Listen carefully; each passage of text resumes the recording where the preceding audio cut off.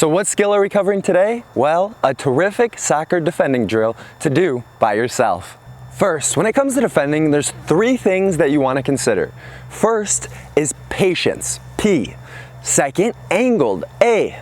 T is for toes, so P-A-T, that stands for pat, patient, angled toes. All right, so that first thing is patience. Why do we want to be patient? It's to find the perfect opportunity in order to pounce. We don't want to pounce at the wrong time and try to lunge in for that ball and the attacker blow by us and now have a 1v1 against our goalie. Also, we want to be patient because we want to slow them down. We don't have to necessarily take the ball from them. If we simply slow them down and let a teammate take it from them, it still counts. The ball didn't end up in the back of our net and we're still considered successful. Next, let's discuss why we need to be angled. Being angled means I need to be angled in my approach and in relation to the defender. If I'm directly in front of them and my feet are not angled at all, then it will be super easy for them to go by me in whichever direction they choose. Wait till the end of this video for a pro tip on how my feet should be angled. Push the attacker to their weak foot if they are in the middle of the field. Push them out of bounds if they're along a sideline. A good defender decides where the attacker travels. In these 2 images that you're seeing, you have a cone set out in front of you and you approach the cone on an angled run and then backpedal from where you started. Approach from the left and stay slightly off-centered to the left if you want to push the attacker to their right foot. However, since we should always assume the attacker is right-footed, considering 90% of the population is right-handed and right-footed, we likely want to approach from the right, be slightly angled to the right, and push that attacker to their left foot. So that third thing is we want to be on our toes. And this is for a defender as well as an attacker, a midfielder as well as a goalkeeper. Anytime we're on our toes, we're much more shifty, able to turn our hips a lot quicker, and also bending at the knees, getting a little bit lower in our stance. And make sure anytime you're turning as a defender, use those arms. Don't just turn with your body. Get those arms up so that you're able to push off the attacker, and also so you're quickly able to shift your weight from one side to the other if that attacker is trying to turn you. Being on those toes will make you very agile and able to accelerate and keep up with that attacker should they be able to push and blow by you.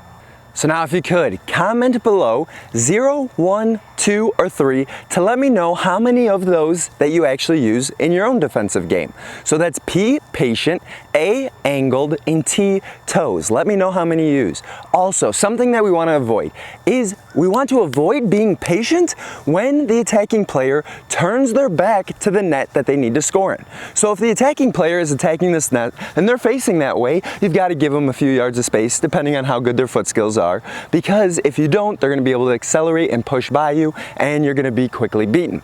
But if their back is turned and facing the net they need to score in, then you as the defender, get your arm up, get on their backside, and make sure to pressure them heavily so that they can't actually turn around, so that they're forced to either play off a pass or so you can try to kick and poke that ball away from them. All right, so now we're going to discuss actually how to practice this. So imagine that ball, that there's an attacking player attacking me. And again, you're doing this by yourself. You can even do it with a teammate or an entire team in order to make this as game-like as possible. But now what we're gonna do is approach this ball from the diagonal. So first, if that player's in front of me, I never just wanna run up straight to that ball because they're gonna be able to blow by me in either direction. As we approach, first off, if we're in the middle of the field and it's just a 1v1, I wanna come in from the side. So I'm approaching, I'm getting 2 to 3 yards away depending on how good their foot skills are. And then from here, I'm backpedaling all the way to where I started. Now, something to keep in mind, get those arms up so that if they try to turn you, you can quickly use the momentum in your arm to turn you very quickly. And you're backpedaling, so then start from the beginning. Approaching in that curved run. Again, here I am at 10 and 4 with my feet, 10 and 4, and I'm slightly off-centered, so I'm forcing them to their left foot. So they're gonna have to be taking a shot with that left foot. But if I realize that I'm on a sideline, say the left sideline, I wanna push them out of bounds to the right, or if they are left-footed and I don't wanna give that to their left foot, then I need to approach from the right side. And I'm gonna be here.